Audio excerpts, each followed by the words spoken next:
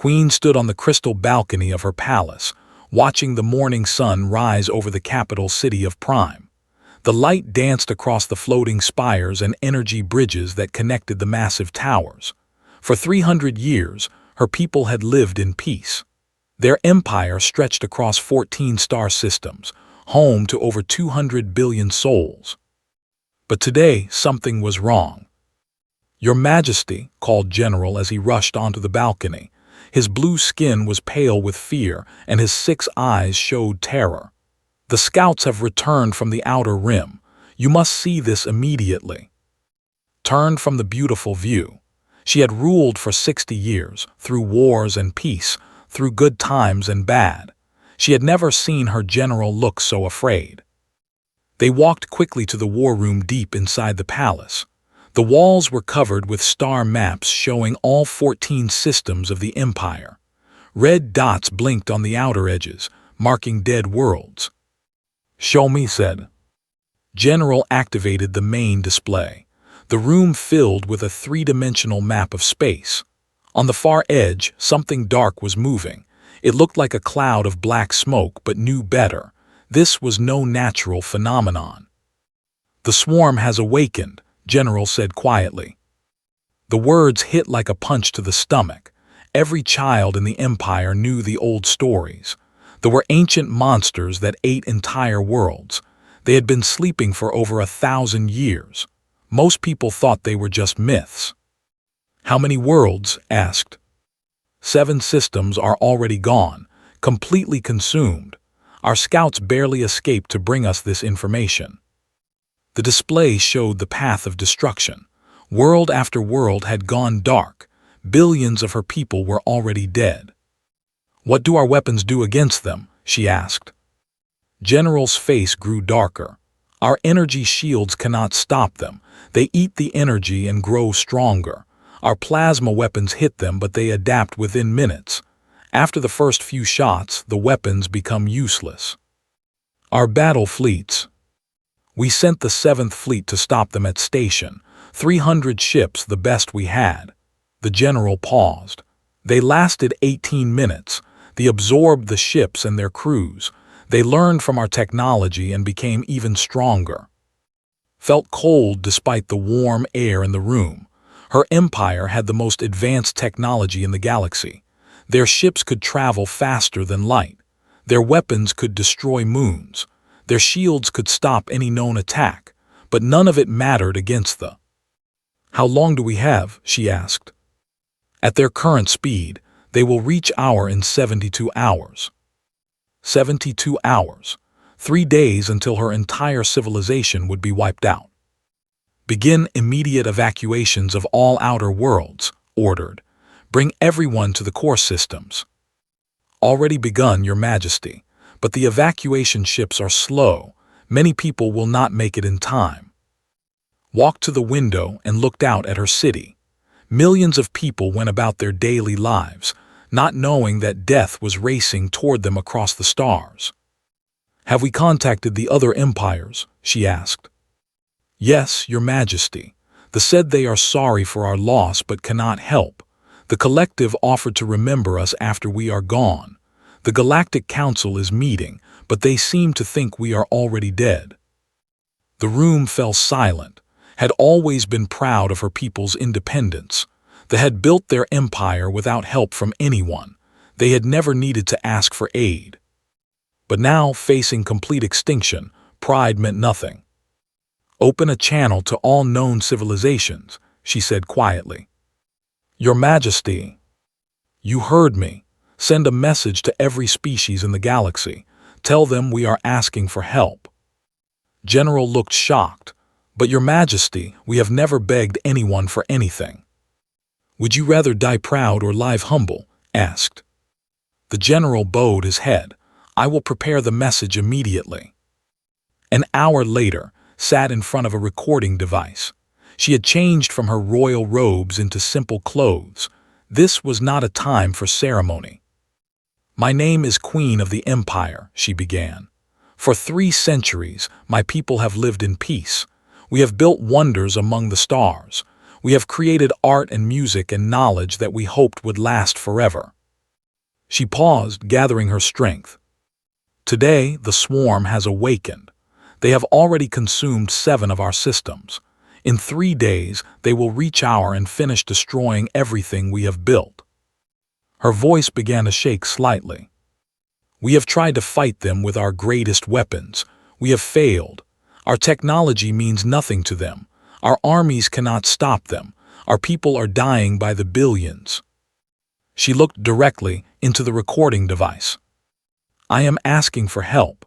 Any civilization that receives this message, please help us. We offer our technology, our knowledge, our wealth. We offer our service. We will give you anything if you can save our people. Tears ran down her face. We are not too proud to beg. We are begging now. Please, if there is anyone out there who can help us, we need you. Time is running out. The recording ended. General sent the message across all known communication channels. It would reach every major civilization in the galaxy within hours. Now they could only wait and hope. Outside the palace, the evacuation ships began arriving. Millions of refugees from the outer worlds crowded into camps around the city. They had lost everything but their lives. Soon, even that might be taken from them. Returned to her balcony and watched the ships landing. Her people looked to her for hope, but she had none to give. In 3 days they would arrive, and she feared that when they came, they would find only silence. The first response came 6 hours after Queen sent her desperate message across the galaxy. General rushed into the throne room with a communication tablet in his hands. Your Majesty, the collective has responded, he said. Felt a brief moment of hope. There were ancient beings made of living crystal who could control time itself. If anyone could help against it would be them. What do they say? She asked. General looked at the tablet and read slowly. We have calculated all possible outcomes of your conflict with the swarm. In every timeline we can see, your empire falls within 87 hours. We cannot change what must happen. We are sorry. The hope died in his chest, that is all. Yes, Your Majesty. They also said they will make sure the galaxy remembers the empire after we are gone. Closed her eyes.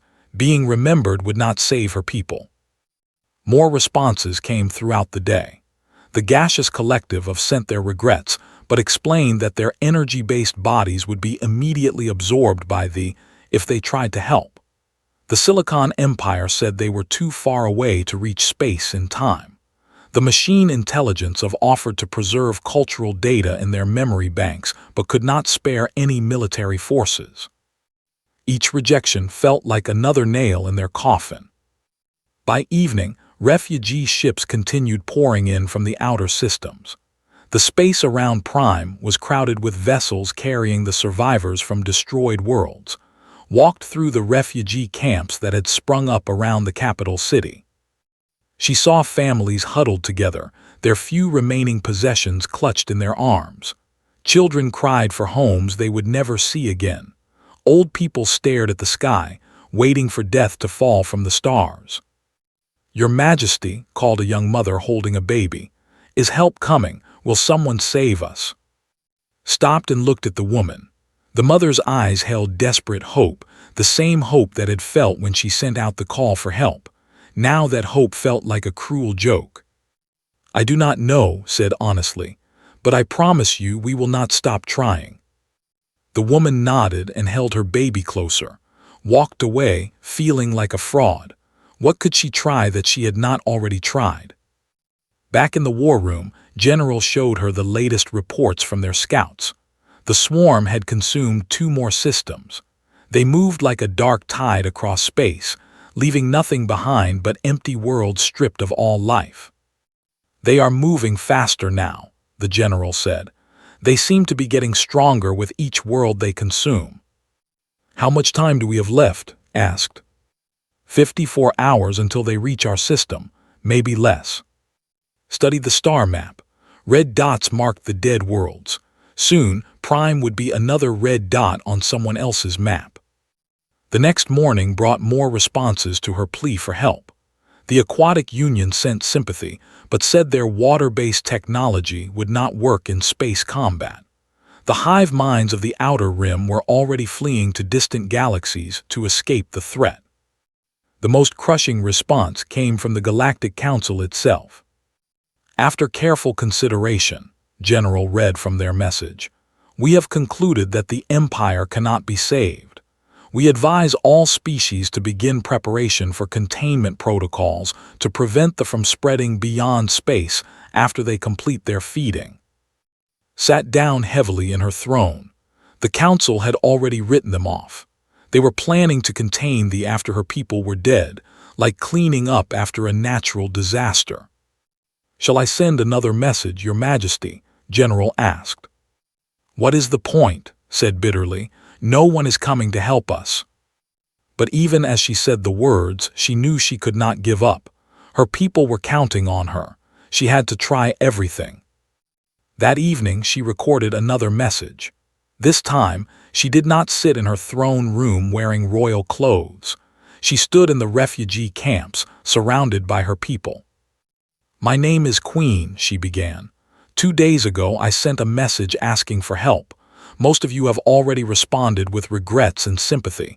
I understand. They cannot be reasoned with or negotiated with. They cannot be bribed or threatened. They only consume." Behind her, children played in the dirt, while their parents watched the sky for signs of approaching death. "But I am sending this message again because these are my people. These children deserve to grow up. These parents deserve to see their children live. We have created beautiful things in our time, music that makes hearts soar, art that captures the soul, knowledge that unlocks the mysteries of the universe." Her voice grew stronger. "They will destroy all of this. They will turn our worlds into empty rocks floating in space. And when they are finished with us, they will come for you next. Today it is the Empire. Tomorrow it will be your people facing extinction." She gestured to a group of children playing nearby. "Look at them. Look at the innocence that will be lost. Look at the future that will never happen. If you cannot help us for our sake, help us for yours. They will not stop with us." The message ended. General sent it across all channels again. Hours passed. More rejection messages arrived. The crystalline philosophers said they were a natural force that should not be opposed. The energy beings of Alpha wished them luck but could offer no assistance. Stood on her balcony, looking up at the stars. Somewhere out there they were coming. She could not see them yet, but she knew they were there, moving through space like a cancer spreading through the galaxy. "Your Majesty," General said softly, "perhaps it is time to prepare for the end." "What do you mean?" she asked. "We could ensure our people die with dignity. We could prepare shelters so they cannot feed on them. It would be quick and painless." Turned to look at him. "You want me to kill my own people?" "Better a clean death than being consumed by monsters," he said. Walked to the edge of the balcony and gripped the crystal railing. Below, millions of refugees slept in the camps. They still hoped someone would save them. How could she destroy that hope? "No," she said firmly. "While there is still time, there is still hope. Even if that hope is small, it is better than surrender." General bowed his head. "Yes, Your Majesty." That night could not sleep. She walked through the palace halls, thinking about her ancestors who had built this great empire. They had started with nothing but determination and dreams. Now their descendant would be the one to watch it all end. Unless a miracle happened in the next 36 hours. 24 hours passed in terrible silence. Queen stood in the command center, watching the main display screen. The red dots showing destroyed worlds had not grown, but that was only because there were no more outer worlds left to destroy. They had consumed everything in their path and were now traveling through empty space toward the core systems. "Still no responses to our messages?" she asked. "No, Your Majesty," General replied. "The communication channels are quiet." Around the command center, officers worked at their stations. They tracked the refugee ships, monitored deep space sensors, and maintained what was left of their military forces. but could see the hopelessness in their faces. They were just going through the motions now. Outside the palace, the refugee camps had grown even larger. Ships continued arriving from the mid-rim worlds as people fled toward the imagined safety of the. But there was no safety here. In 18 hours, they would arrive, and Prime would fall like all the others. Walked to the observation deck and looked out at her capital city. The floating spires still gleamed in the sunlight. The energy bridges still carried people and vehicles between the towers. Her people still went about their daily lives, though many now looked up at the sky with fear. "Your Majesty," called Lieutenant Na from the communication station, "we are receiving a priority message from the Galactic Council." Hurried back to the command center, put it on the main screen. The image of Counselor N appeared, his tentacled face showing what passed for sadness among his species. Behind him, could see other council members from different worlds. "Queen," Counselor N said formally, "the Galactic Council extends its final respects to the Empire. We want you to know that your contributions to galactic civilization will not be forgotten." "Final respects," said, "we are not dead yet." "No, but our scientists have confirmed that no known force in the galaxy can stop the swarm. We are sorry, but we must now focus on containing them after they finish feeding in your territory." The words hit like a physical blow. The Council was not even pretending to hope anymore. "What about evacuation?" she asked. "Surely you can save some of our people." Counselor N's expression grew even sadder. "They will pursue any ships that leave your territory. We cannot risk leading them to our own worlds. I am truly sorry." The communication ended, stared at the blank screen for a long moment. The galaxy had abandoned them completely. 18 hours, General said quietly. 18 hours until the end of everything. Returned to the observation deck and spent the morning watching her city. Parents played with their children in the parks. Couples walked hand in hand along the crystal pathways. Street vendors sold food and small trinkets. Life continued, even in the shadow of approaching death. In the afternoon, she visited the refugee camps again. The camps now held over 50 million people from across the empire.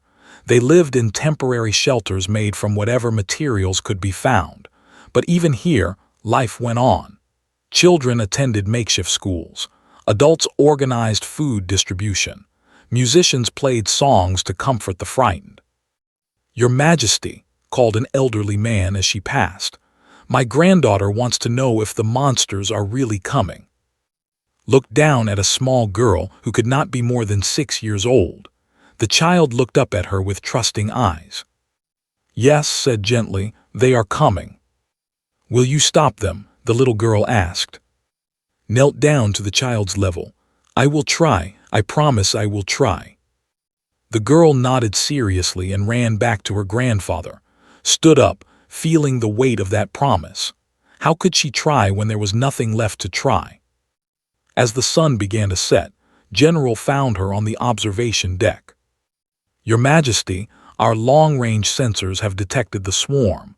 They will reach the edge of our system in 6 hours. Nodded. She had known this moment was coming, but hearing the words still made her feel sick. "I want to record one final message," she said. They returned to the command center, sat in front of the recording device one last time. She wore her finest royal robes, the ones her grandmother had worn at her coronation. If this was to be the end, she would meet it with dignity. "My name is Queen of the Empire," she began. "If you are hearing this message, then my people are gone. The swarm has consumed our worlds and everyone on them." She paused, gathering her strength for what might be her final words. "We were the builders of 7 wonders that touched the stars. We composed the infinite symphony that could make even stones weep with beauty. We were the guardians of knowledge spanning 10,000 years of learning and discovery." Behind the recording device, she could see her officers listening. Many had tears in their eyes. "We tried to stand against the darkness. We failed, but we tried. If you find this message in the ruins of our worlds, learn from our failure. They cannot be fought with logic or superior technology. They adapt to everything. They consume everything. Her voice began to break. To the species that ignored our pleas for help, I do not blame you. You were wise to preserve yourselves. But remember this, today it was us. Tomorrow it might be you. They will not sleep forever again. She looked directly into the recording device.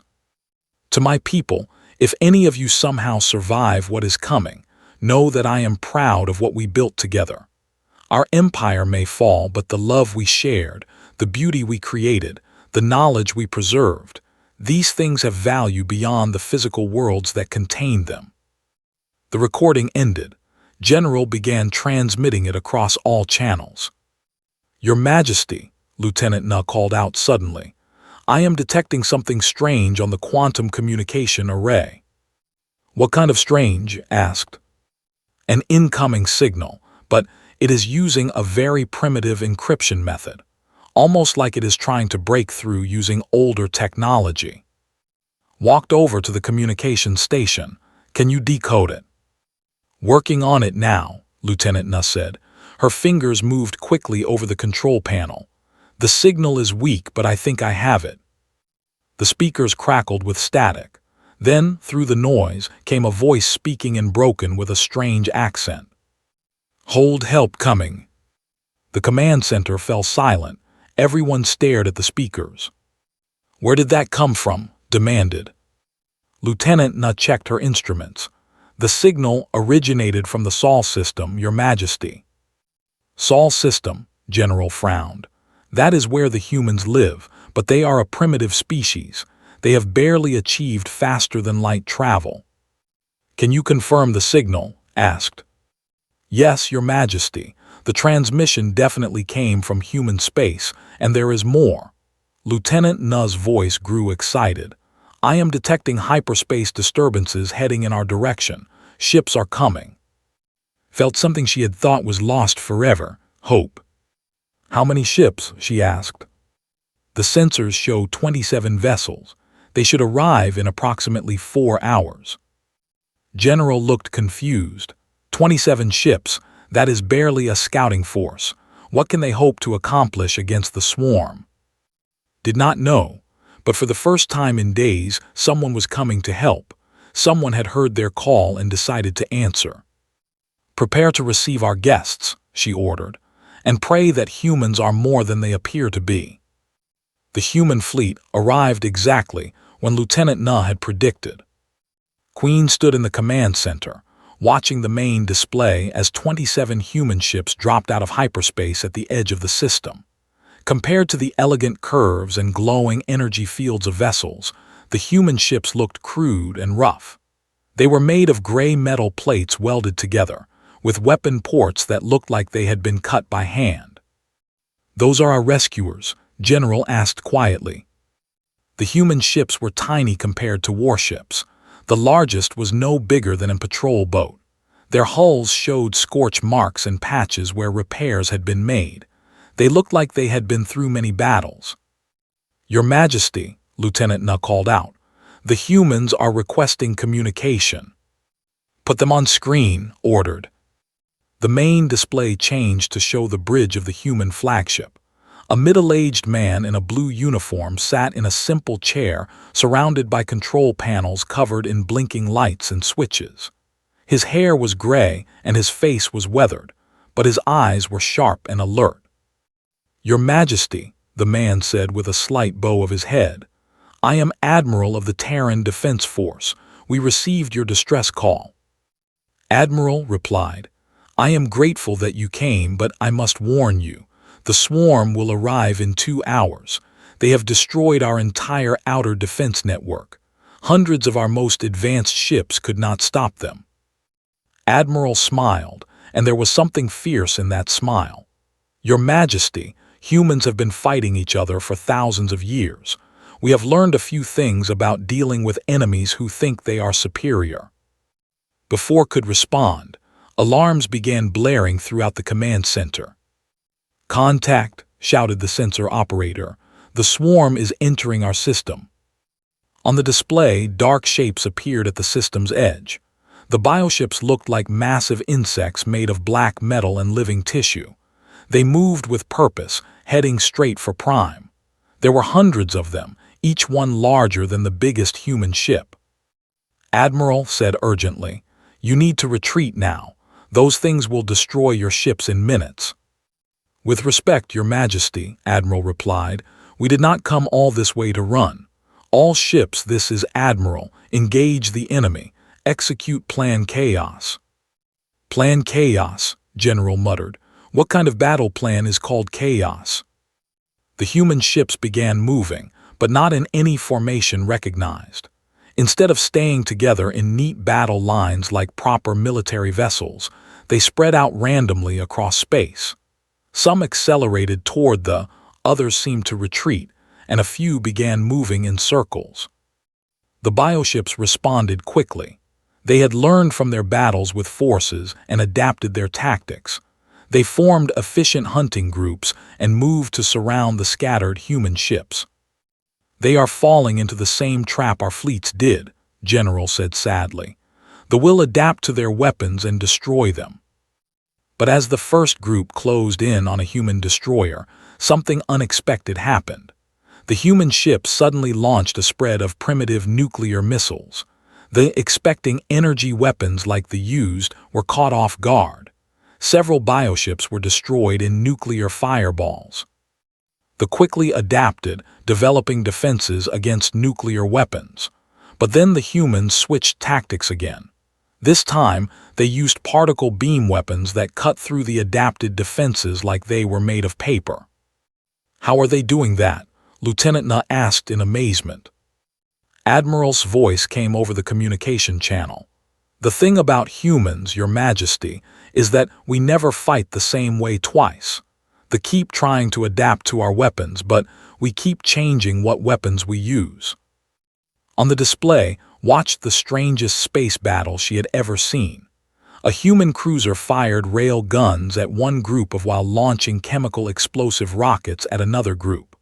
When the bioships adapted to both attacks, the humans switched to directed energy weapons and kinetic harpoons.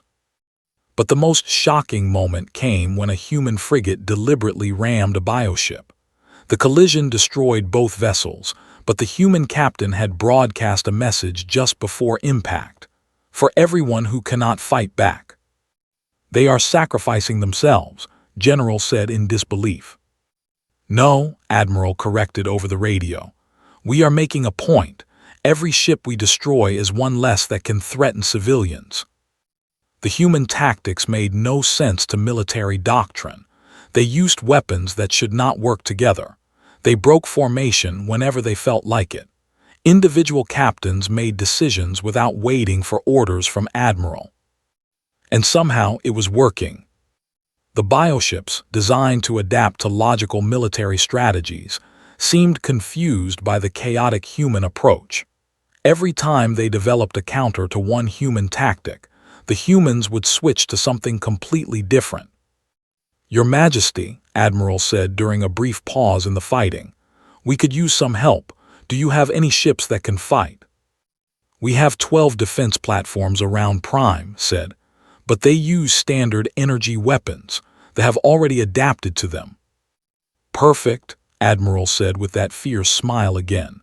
"When I give the signal, have your platforms fire everything they have at the main formation." "But Admiral, they will adapt to our weapons in minutes." "That is exactly what I am counting on." 10 minutes later, Admiral gave the signal. The defense platforms opened fire with their most powerful energy weapons.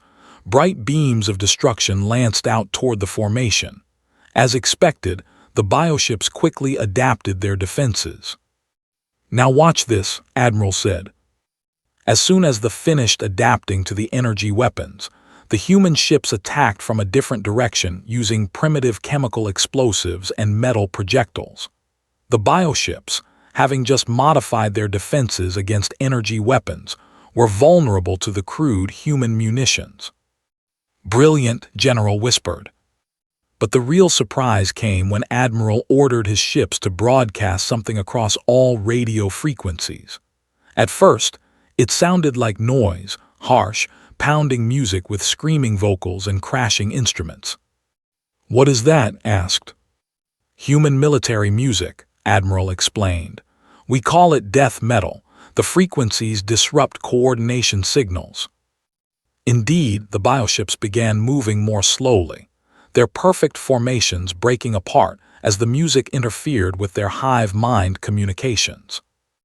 "And now for the finishing touch," Admiral said. Several human ships launched small pods toward the largest bioships. At first, thought they were missiles, but then the pods attached to the alien hulls and opened up. "Boarding parties," General asked in shock. "They are boarding ships." Through the tactical display, they could see human soldiers in powered armor fighting their way inside the bioships. The humans carried basic weapons, rifles, explosives, and metal blades, but they fought with a ferocity that seemed to surprise even the. "This is insane," one of the officers muttered. "No," Admiral's voice corrected, "this is human." The battle continued for hours. Human ships were destroyed, but they took many with them. The bioships adapted to each new human tactic, but the humans always had another trick to try. Finally, something unprecedented happened. The formation began to retreat. "They are withdrawing," Lieutenant Na announced in amazement. For the first time in recorded galactic history, the swarm was retreating from a battle. Admiral appeared on the communication screen again. His uniform was torn and there was blood on his forehead, but he was still smiling. "Your Majesty," he said, "I think we need to talk." Queen met Admiral in the medical bay of her palace, where doctors worked alongside human medics to treat the wounded from both species. The sight was something she had never seen before, aliens and humans working together to save lives. Admiral sat on a medical table while a young healer tended to a deep cut on his arm. The human Admiral winced as the healer worked, but he did not complain. "Admiral," said as she approached, "I owe you and your people a debt that can never be repaid. You saved my entire civilization." Admiral looked up from his wounded arm. "Your Majesty, we just did what humans do. We saw bullies picking on someone smaller, and we decided to do something about it." "But how?" General asked. He had not left Admiral's side since the battle ended. "They are supposed to be unstoppable. They adapt to any threat within minutes. How did you defeat them?" Admiral smiled, the same fierce smile had seen during the battle. "General, the problem with thee is that they are too perfect. They are a hive mind designed for maximum efficiency. They expect their enemies to follow logical patterns and use optimal strategies." The healer finished treating his wound and moved on to help a human soldier with a broken leg. Admiral stood up and walked to the window overlooking the refugee camps. "Humans are not efficient," he continued. "We are chaotic, stubborn, and completely unpredictable. We do things that make no logical sense. We use weapons that should not work together. We make strategies that any sane military would call stupid." "But that is exactly why it worked," General said slowly, understanding beginning to dawn on his face. "Exactly. They kept trying to adapt to our tactics, but we kept changing tactics faster than they could adapt. Every time they thought they understood how humans fight, we would do something completely different." Admiral turned back to face them. "Your people fought though with logic and superior technology. You used the best weapons and the strategies, but they are logical too, so they could predict what you would do and adapt to it. Thought about her lost fleets, destroyed because they had followed proper military doctrine. So our strength became our weakness." "Yes, but human weakness became our strength. We are disorganized, unpredictable, and we never know when to quit. Those are usually bad things in a military force, but against an enemy that relies on adaptation, unpredictability is the perfect weapon." Lieutenant Na entered the medical bay carrying a communication tablet. "Your Majesty," "Admiral, the Galactic Council is requesting immediate communication. They say it is urgent." Admiral chuckled. "I bet they are confused right now." The main display in the medical bay activated, showing Counselor N and several other council members. They all looked shocked. "Queen," Counselor N said slowly, "our long-range sensors show that the swarm has left your system and is retreating into deep space. Is this accurate?" "Yes, Counselor, they have been driven off." "How is this possible? What force could accomplish such a thing?" Admiral stepped into view of the display. "The Terran Defense Force, Counselor. We answered Queen's call for help." The council members stared at Admiral like he was speaking an alien language, which, realized, he might as well have been. "But you are humans," one of the other counselors said. "Your species has barely achieved interstellar travel. How could you succeed where advanced civilizations failed?" "Maybe that is exactly why we succeeded," Admiral replied. "We are too young and too stupid to know that something is impossible." The council meeting ended with promises to investigate what had happened and to consider new defense strategies based on human tactics, but could see the confusion in their faces. They did not understand how such a primitive species could accomplish what their advanced civilizations could not. After the communication ended, Admiral walked through the refugee camps. The people there had heard about the battle and the retreat. Children ran up to shake hands with human soldiers. Adults offered food and small gifts to their rescuers. "Admiral," said as they walked, "what can my empire offer yours in return for this service? We have advanced technology, rare materials, knowledge from 10,000 years of civilization." Admiral stopped walking and looked at her seriously. "Your Majesty, there is only one thing I want in return." "Name it." "Next time something threatens the galaxy, do not wait so long to call us.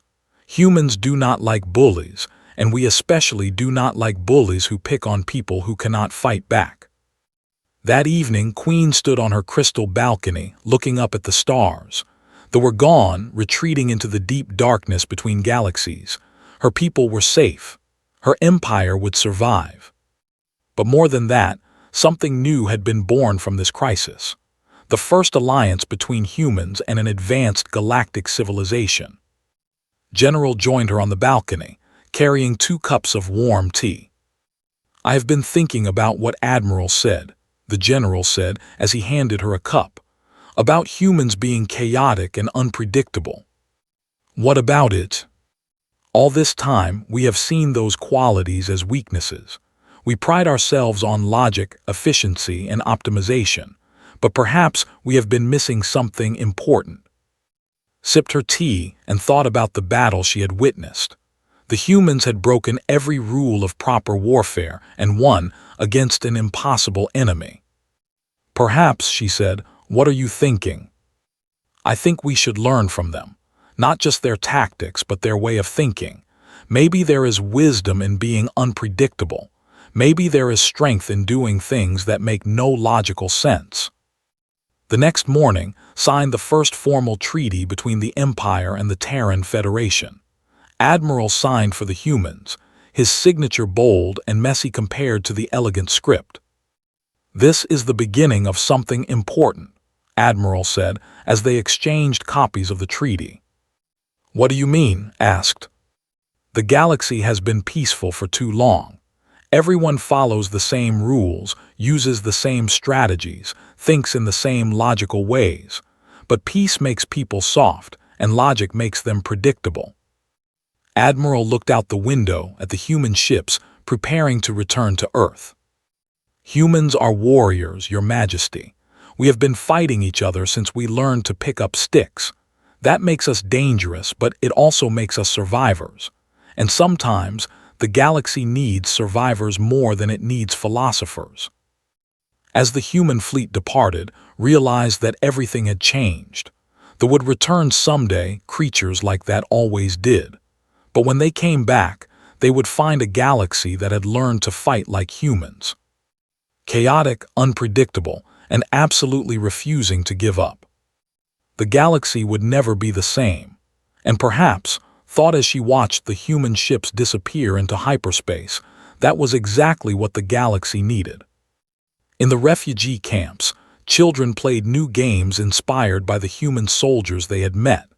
They ran around making explosion noises and shouting, "For everyone who cannot fight back," the battle cry they had heard admirals' people use. The future was unpredictable now, and for the first time in her long reign, Queen thought that might be a good thing.